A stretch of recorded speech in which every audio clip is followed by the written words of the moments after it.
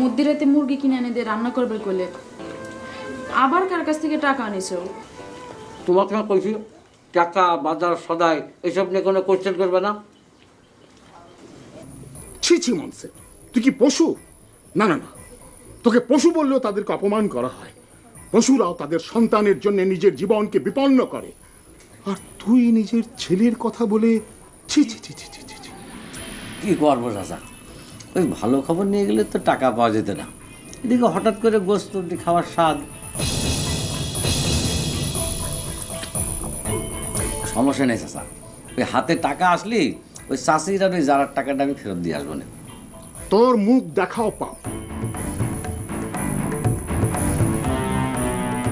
সমস্যা নেই, সমস্যা না।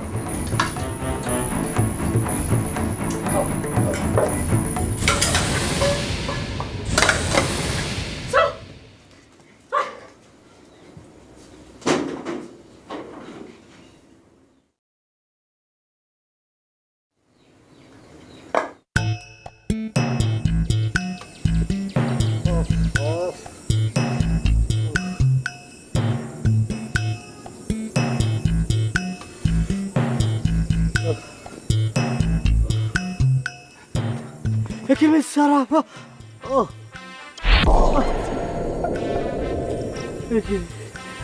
কারে দেখলাম আমি? আমার একে হলো রে মনসের। আমি যেদিকে তাকাই শুধু তারা দেখি। আমার কি হলো? চোখ খুললো দেখি, চোখ বন্ধ করলেও দেখতে পাই। আমার কি হবে রে? আমি তো মরে যাব রে। জারাবা, মিস জারাবা।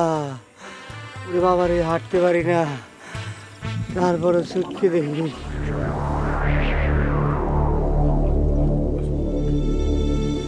হাঁটতেও পারে না মানে অসম।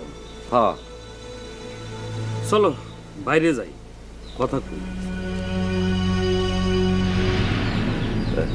তাহলে ওই টাকা পয়সার বিষয়টা কোনো কিছুতে বাঁচবো না, বুঝছো? আমার উপর ভরসা রাখতে পারো।